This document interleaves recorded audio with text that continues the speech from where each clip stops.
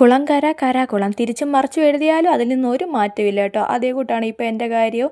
രാത്രി പകല്, പകല് രാത്രി, തിരിച്ചും മറിച്ചു വിട്ടാലും ഒരു വ്യത്യാസമില്ല. അങ്ങനെ പിന്നെ എന്നെ സ്വപ്നം കാണാൻ പഠിപ്പിച്ച തന്നെ ഈ ചായയാണ് കേട്ടോ. ഈ ചായയും കുടിച്ചുകൊണ്ട് ഞാൻ കാണാത്ത സ്വപ്നങ്ങളൊക്കെ വളരെ ചുരുക്കമാണ്. അങ്ങനെ ചായയൊക്കെ കുടിച്ച് ഇരുന്നപ്പോഴാണ് ജനലൊന്ന് പയ്യെ തുറക്കാമെന്ന് വിചാരിച്ച് തന്നെ പോലെ തൻ്റെ അയൽക്കാരനെ സ്നേഹിക്കണം എന്നാണല്ലോ. അപ്പോൾ അയലത്ത് വീട്ടോട്ടൊന്ന് ഒളിഞ്ഞു നോക്കുവേ. വേറൊന്നും കൊണ്ടല്ല കേട്ടോ, ഞാൻ രാവിലെ എണ്ണിക്കുന്നതല്ലേ. അപ്പോൾ എല്ലാവരും എണ്ണിച്ചോ, എനിക്ക് ചെറിയൊരു പേടി തോന്നും കേട്ടോ രാവിലെ ആകുമ്പോഴത്തേക്ക്.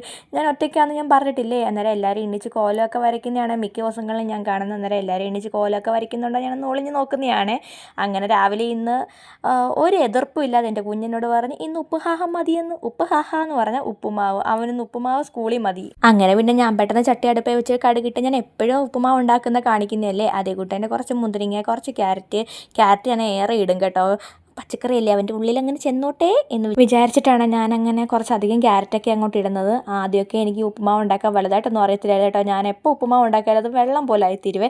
പിന്നെ ഉണ്ടാക്കി അതങ്ങ് പഴകിയെന്ന് വേണം പറയാൻ. അങ്ങനെ ഇപ്പം നല്ല പെർഫെക്റ്റ് ആയിട്ടൊക്കെ ഉപ്പുമാവ്, അങ്ങനെ പെർഫെക്റ്റ് എന്നൊന്നും പറയാൻ പറ്റുമെന്ന് അറിയത്തില്ല, എന്നാലും വലിയ കുഴപ്പമില്ലാതെ ഉപ്പുമാവൊക്കെ ആയി മാറാറുണ്ട് കേട്ടോ. അന്നേരം ഇതാ കണ്ടോ, നല്ല ഉപ്പുമാവ്, നല്ല പൊടിയായിട്ടുള്ള ഉപ്പുമാവ് വരുവേ. കുഞ്ഞിനാണെങ്കിൽ ഞാൻ ഉണ്ടാക്കുന്ന ഉപ്പുമാവ് ഭയങ്കര ഇഷ്ടമാണ്. കാരണം ഞാൻ അതിനകത്ത് കുറച്ച് മുന്തിരിങ്ങയും നെയ്യും അങ്ങനെയൊക്കെ കുറച്ചും കൂടെ ഒക്കെ ചേർക്കാറുണ്ട്. അതുകൊണ്ടാണ് അവന് കൂടുതൽ ഇഷ്ടം. അങ്ങനെ പിന്നെ ഉപ്പുമാവെല്ലാം റെഡിയാക്കിയപ്പോഴത്തേക്ക് കുറച്ച് പപ്പടം വറുത്തെടുക്കാമെന്ന് വിചാരിച്ചു. ഞാൻ ഇതുപോലെ ചെറുതായിട്ടാണ് പപ്പടം വറുക്കുന്നത്. അതാകുമ്പോൾ ആ ഒരു ബോക്സിൽ വെക്കാനും എളുപ്പമാവുമല്ലോ. അങ്ങനെ പപ്പടവും കൂടെ പെട്ടെന്ന് വറുത്തെടുത്തിട്ട് ലഞ്ച് ബോക്സൊക്കെ അങ്ങ് റെഡിയാക്കി വെച്ച് നേരത്തെ തന്നെ കേട്ടോ. അത് കഴിഞ്ഞപ്പോഴത്തേക്ക് പിന്നെ കുഞ്ഞിനെ പോയി വിളിച്ചുണർത്തി അവനൊന്ന് കുളിപ്പിച്ച് കൊണ്ടുവന്നേ. അവനെ എണ്ണിക്കാൻ കുഴപ്പമില്ല കേട്ടോ. അവനെ വിളിച്ചുണർത്താൻ എനിക്കാണ് മടി. കഷ്ടം, കുറച്ച് നേരം കിടന്ന് ഉറങ്ങട്ടെ അങ്ങനെ വിചാരിച്ചിട്ട് ഞാൻ അങ്ങനെ പയ്യെ കുറച്ച് കഴിയട്ടെ അങ്ങനെ വിചാരിച്ച് സമയം എല്ലാം ആയിക്കഴിഞ്ഞ് ഞാൻ അവനെ വിളിക്കാറുള്ളൂ കേട്ടോ. അപ്പം പെട്ടെന്ന് തന്നെ ഞാൻ അവനെ അങ്ങ് റെഡിയാക്കി എടുക്കുവാണ്. ഇന്നും എന്നത്തെക്കാളും കൂടുതൽ സമയം ലേറ്റ് ആയതുപോലെ എനിക്കങ്ങ് തോന്നി. ഇന്ന് ഈ യൂണിഫോം ഇട്ട് പോകുന്ന കുഞ്ഞിന് ഭയങ്കര ഇഷ്ടമാണ്. അല്ലെങ്കിൽ അവന് പാൻറ് ഇടുന്നത് ഭയങ്കര ഇഷ്ടമാണ് കേട്ടോ.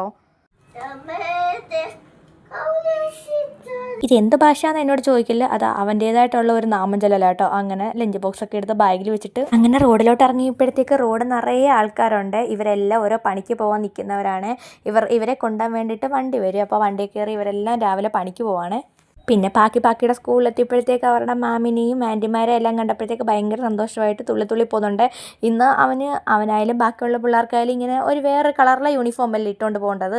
അന്നേരം എല്ലാവർക്കും അതിൻ്റെതായിട്ടുള്ള സന്തോഷം മുഖത്ത് കാണാനുണ്ട്. ചിലവരാണെങ്കിൽ കരയുന്നുമുണ്ട്. അപ്പോൾ ഇത്രയൊക്കെയാണ് എൻ്റെ കുഞ്ഞ് രാവിലത്തെ വിശേഷം. നിങ്ങൾക്ക് എൻ്റെ വീഡിയോ ഇഷ്ടപ്പെടുവാണെങ്കിൽ ഒന്ന് സപ്പോർട്ട് ചെയ്യണേ, ഒന്ന് സബ്സ്ക്രൈബ് ചെയ്യണേ. അപ്പോൾ അടുത്ത വീഡിയോയിൽ കാണുന്നതിന് വേണ്ടി tata bye bye, see U.